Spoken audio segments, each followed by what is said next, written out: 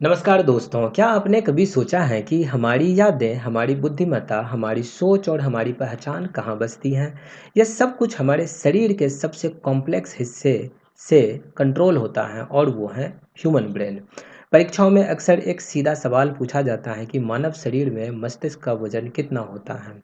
साधारण शब्दों में कहें तो मानव शरीर में जो एक वयस्क मानव होता है, उनके मस्तिष्क का औसतन वजन लगभग 1350 ग्राम होता है। हालांकि महिलाओं और पुरुषों में इनका वजन जो है वो वैरी कर सकता है। पुरुषों और महिलाओं के मस्तिष्क के वजन में थोड़ी अंतर देखा गया है।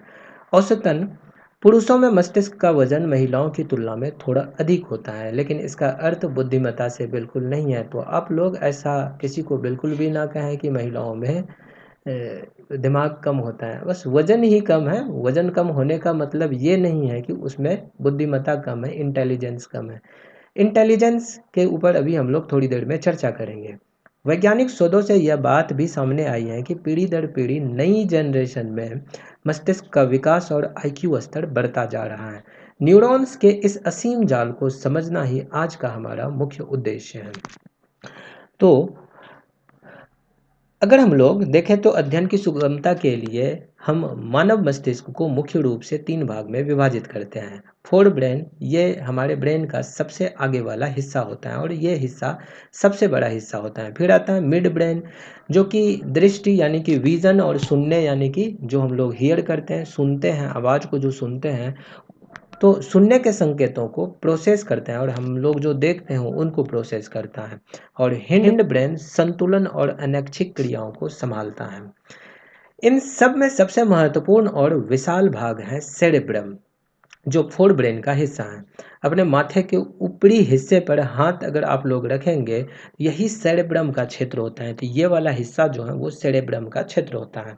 आपका जो आईक्यू होता है, आपकी तार्किक क्षमता, निर्णय लेने की शक्ति और जो कैलकुलेशंस, ये सब यहीं से संचालित होते हैं। तो क्या आप जानते हैं, यदि आपने आईक्यू को बढ़ाना चाहते हैं तो 20 का पहाड़ा याद करेंगे, स्क्वायर्स याद करेंगे, क्यूब रूट्स याद करना शुरू कर दें। जब आप गणना करते हैं तो सेरेब्रम का वही हिस्सा सक्रिय होता है, यानी कि ये वाला हिस्सा जो है ये सक्रिय होता है, जो आपके समग्र यानी कि पूरा का पूरा आईक्यू का निर्माण करता है।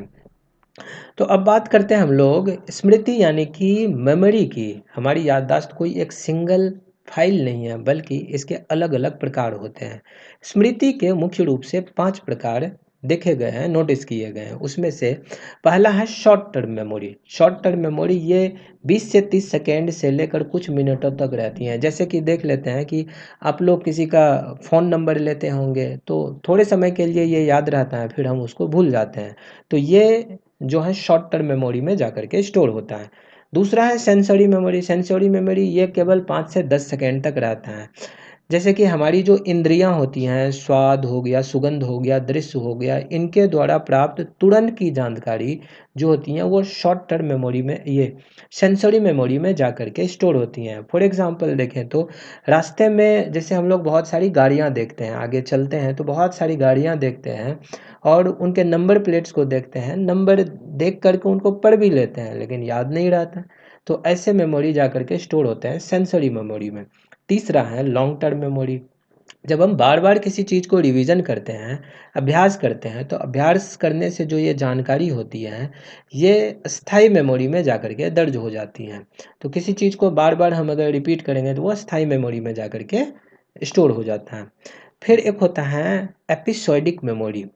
मतलब जीवन में कुछ विशेष घटनाएं होती हैं, कुछ इवेंट्स होता है जो हमारे जीवन में, मतलब कुछ इम्पोर्टेंट इवेंट्स होता है। कोई खुशनुमा पल हो सकता है, कोई दुखी भरा पल हो सकता है।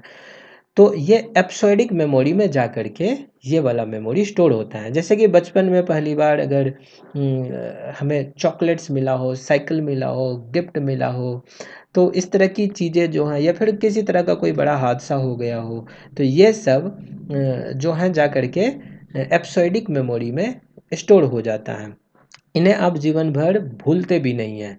और पांचवा प्रकार है प्रोसीजरल मेमोरी। कौशल और प्रक्रियाओं की स्मृति यानी कि स्किल बेस्ड मेमोरी होता है ये। जैसे कि साइकिल चलाना हो, तैरना हो, या फिर आपकी माँ के द्वारा ध्यान कहीं और होता है और वो रोटी बना रही होती हैं, रोटी गोल हो जाता है। तो इस तरह की जो मेमोरी होती हैं वो प्रोसीजरल मेमोरी होती हैं, स्किल बेस्ड मेमोरी होती हैं। ठीक है, तो ये कुल मिलाकर के 5 प्रकार की मेमोरी होगी। कौन कौन? Sensory memory, short term memory, long term memory, episodic memory और प्रोसीजरल मेमोरी। अब हम लोग थोड़ा सा समझते हैं कि स्टडी टेक्निक्स और सोशल मीडिया के बीच में कुछ रिलेशन है या नहीं है। जैसे कि आज के समय में बहुत सारे युवाओं में, बच्चों में, बुजुर्गों में, हर किसी में एक आदत हो गई है और वो आदत है फ़ोन को चलाना। सिर्फ फ़ोन चलाना ही नहीं, बहुत लंबे समय तक स्क्रीन को देखना, रील्स को स्क्रॉल करना। तो इससे हमारे पढ़ाई के ऊपर क्या इम्पैक्ट पड़ता है और हमारे मेमोरी के ऊपर क्या इम्पैक्ट पड़ता है, इसको हम लोग समझने की कोशिश करते हैं। देखो, ये काफ़ी गंभीर विषय है। हमारा मस्तिष्क अनावश्यक जानकारी को नॉइज़ मानकर मिटा देता है। जब आप सोशल मीडिया पर लगातार रील्स स्क्रॉल करते हैं तो आपका मस्तिष्क उस डेटा को केवल नॉइज़ समझता है। इससे हम लोग ब्रेन फॉग या ब्रेन रॉट की स्थिति पैदा होती है और ध्यान केंद्रित करने की क्षमता घटने लगती है। पढ़ाई की किसी भी जानकारी को लॉन्ग टर्म मेमोरी में भेजने का सबसे बेहतरीन तरीका है एक्टिव रिकॉल, यानी कि सक्रिय होकर के हम लोग रिकॉल करें। जब आप पढ़ते समय पूरी तरह से मेडिटेशन स्टेट में हो करके बिना देखे उत्तर को याद करने का प्रयास करते हैं तो न्यूरल पाथवे मजबूत होते हैं और जानकारी स्थायी बन जाती हैं। और इस तरह की जानकारी जो है वो परमानेंट मेमोरी जो है, हम लोग ये 5 प्रकार की मेमोरी देखे थे ना, लॉन्ग टर्म मेमोरी में जा कर के ये स्टोर हो जाती हैं। ठीक है, तो इसीलिए जब कभी भी हम लोग मतलब एक्टिव रिकॉल करते हैं तो एक्टिव रिकॉल करने के दौरान मतलब जो ये मेमोरीज होते हैं वो मेमोरी जा कर के लॉन्ग टर्म मेमोरी में जा कर के स्टोर हो जाता है। जबकि हम लोग जो रील्स स्क्रॉल करते हैं वो रील्स स्क्रॉल करते समय हमारे ब्रेन में मतलब ब्रेन फॉग या ब्रेन रॉट की स्थिति पैदा होता है और इससे जो है ध्यान केंद्रित करने की जो क्षमता होती है उसको ये घटा देता है।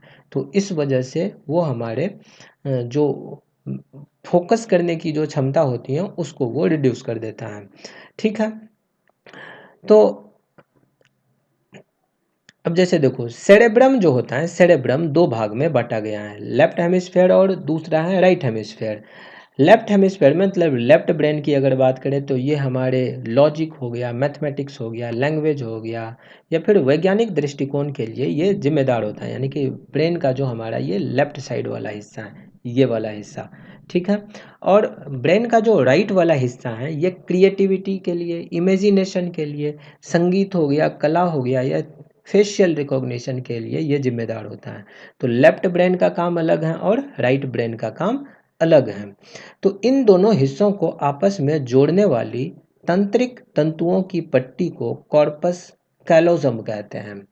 अल्बर्ट आइंस्टीन के मस्तिष्क के अध्ययन से पाया गया था कि उनका कॉर्पस कैलोजम सामान्य लोगों से बहुत अधिक विकसित और जुड़ा हुआ था, जिससे उनका बायां और दायां मस्तिष्क अद्भुत तालमेल से काम करता था। मस्तिष्क की सतह को ध्यान से देखने पर उसमें कोई मोड़ या फोल्ड्स दिखाई देती हैं। इसमें जो ऊपरी उभरा हुआ भाग होता है उसे गायरस कहते हैं और जो गहराई या नाली वाला भाग होता है उसे सुल्कस कहते हैं। जितने अधिक गायरस और सुल्कस मस्तिष्क में होंगे उसका सरफेस एरिया उतना ही अधिक होगा और उस व्यक्ति का आईक्यू उतना ही उच्च होगा, यानी कि उतना ही ज़्यादा आईक्यू उनका होगा। तो साथियों, ये था आज का हमारा वीडियो। दोस्तों, हमारा मस्तिष्क एक सुपर कंप्यूटर की तरह है। सही भोजन, नियमित अभ्यास, एक्टिव रिकॉल, रील्स के अनावश्यक नॉइज से बचाकर आप अपने मस्तिष्क की असीम क्षमताओं को अनलॉक कर सकते हैं। तो आज से रील्स देखना बंद कर दें और आपका आईक्यू स्वतः बढ़ना शुरू हो जाएगा। तो साथियों, आपको ये जानकारी कैसा लगा कमेंट बॉक्स में कमेंट करके हमें ज़रूर बताइएगा। मिलते हैं साथियों अगली वीडियो में। नमस्कार, जय हिंद।